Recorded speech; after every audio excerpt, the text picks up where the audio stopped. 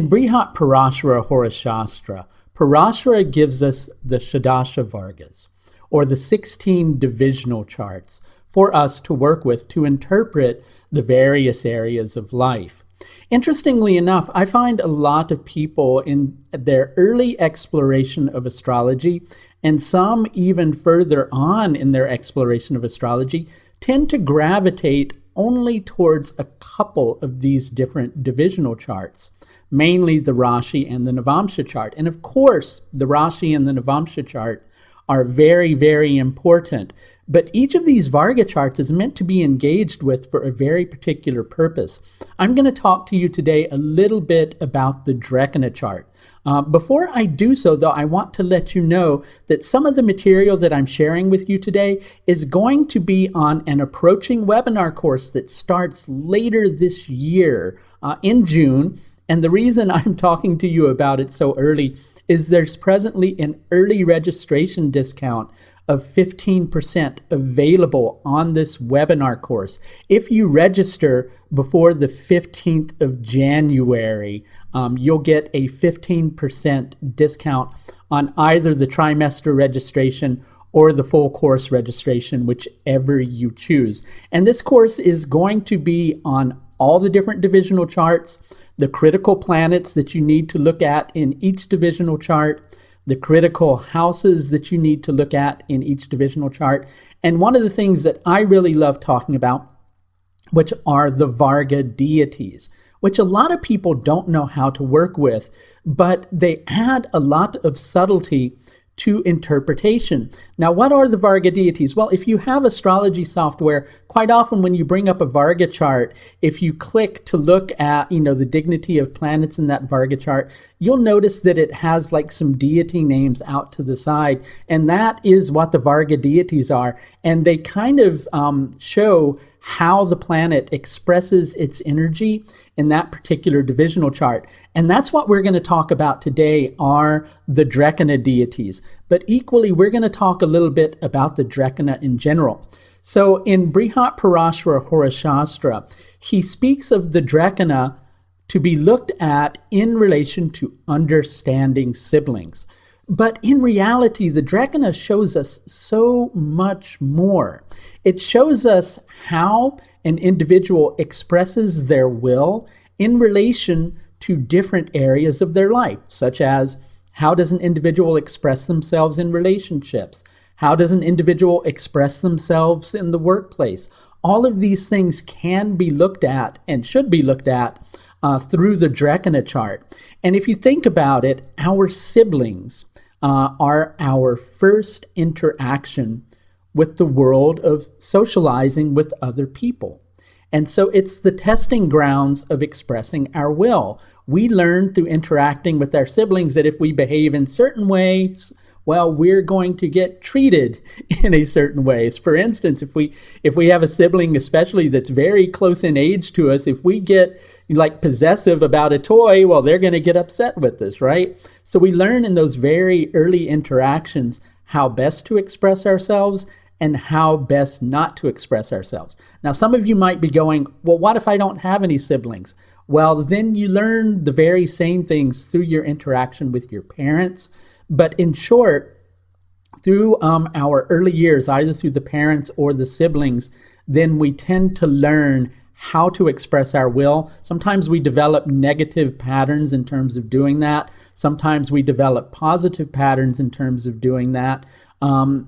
But it generally, the Drekkana chart will show us the different manners in which we express ourselves and the different manners in which we interact with different people. Interestingly enough, the Varga deities that are connected to the Drekkana chart are the three Deva Rishis. Now, they are the gurus of the Devas, right? And what these three Rishis represent are the will of God manifested as humans. So that makes a lot of sense in terms of the Drekkana chart. It shows the different aspects of God manifested as a human. And really, in reality, that's what each of us is like a manifestation of God manifested as a human that expresses itself in a certain way. And we have all these different balances of expression within us. Like I was saying earlier, how do we express ourselves in relationships? How might we express ourselves in relation to finances?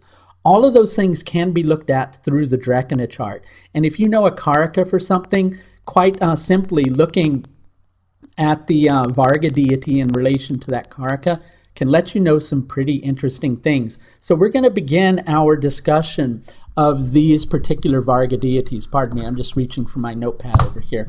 And pardon the noises in the background. Messy desk. I'm sure you can relate. So the first of these Varga deities is Rishi Narada. Now, Rishi Narada represents the creative aspect of God, right? The aspect of God that is there to create something new, create new ideas in order to bring about changes. Now, when we're dealing with a planet that's strong and vibrant and isn't, afflicted by other planets, then the individual is going to bring new ideas about in a positive manner, or perhaps they'll bring about new ideas that are supportive of larger groups of people rather than just themselves. If they perhaps have a planet that is in a Narada Drekkana that is afflicted, then they may only be concerned about their own ideas for their own betterment rather than equally for the betterment of others. So they may be a little bit selfish in their will in that particular regard. So in short, Rishi Narada planets are creative in their nature, right? But dependent upon whether they are a positive planet, in other words, a good, strong planet, good dignity, not afflicted by other planets, not afflicted by cruel planets, that is, then the individual is going to express themselves in a creative manner in whatever that planet represents, in a manner that is for the betterment of all parties involved. They'll come up with new ideas that help everybody, is a good way to understand it. Then we have the Rishi Agastya planets, right? These relate to the preservative aspect of God within creation, the aspect of God that wants to maintain things. So again, if it's a positive planet, good dignity, equally good avastas, not afflicted by cruel planets, then it will want to maintain things for the betterment of all parties involved. It wants to preserve interactions, preserve relationships. It will always focus on maintaining the connection that it has with other people, because after all, we're dealing with the Drekkana chart in that regard. If it's a planet that's afflicted or is in poor dignity and poor avastas, then the person is going to want to preserve things only for their own betterment, only for their own interests, right? It's a good way to understand it. It's a little bit more vast than this, but this gives you some simple concepts. So for instance, if you had a relationship planet, like let's say Venus happened to be in a Rishi Agastya Drekkana, and Venus was in a great enemy sign, and it was there with Saturn, so to speak, well, then the person may be interested in preserving relationships only because of something that they're getting out of it, not because they're hoping for the relationship to be beneficial for all parties involved. Then you have the Rishi Durvasa Drekkanas, which relate to the destructive aspect of God, right? So if a planet is in a Durvasa Drekkana, then the individual will want to destroy things in order to bring about new changes. They want to get rid of the stuff that's not working. If it's in positive avastas, good strength, good dignity, that is, or not afflicted by other planets, then the things that it's getting rid of are things that need to be gotten rid of, and it's doing it for the betterment of all parties involved, because it senses, hey, if I move this out of the way, it's going to be good for everybody, right? And if it's a planet that's afflicted, poor avastas, or equally there with cruel planets, then the person can be getting rid of things only because it serves their own interests. Or they can come across as somewhat of a destructive person who, kind of creates havoc or creates problems in situations, right?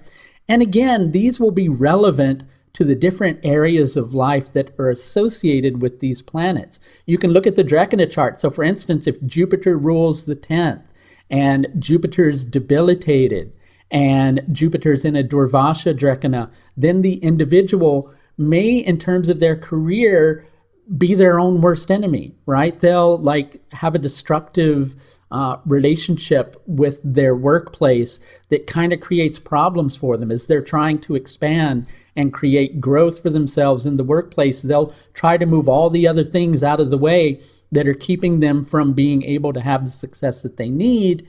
And as an effect of that, they'll kind of be their own worst enemy as a result. So that just gives you a brief idea of how these Drekkana deities work. The Drekkana chart is a very important chart because you can really understand a lot about an individual, how they interact with other people, how they work in relationships, how they work in finances, right? How they interact with their children. All these things can be shown through the Drekkana chart, and just by simply understanding just a little bit about the Drekkana deities, as well as understanding the strengths and weaknesses of the planets. So if you're interested in learning more about the Varga deities, or even learning more about the Drekkana deities, again, that course starts this summer. It's a course on the Shadasha Vargas. The link will be in the window up above.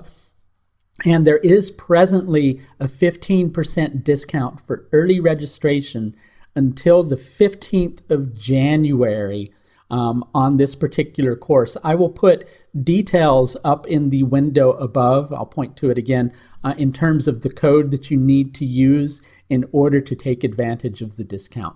Thanks a lot for watching, and hope to talk to you soon. Bye now.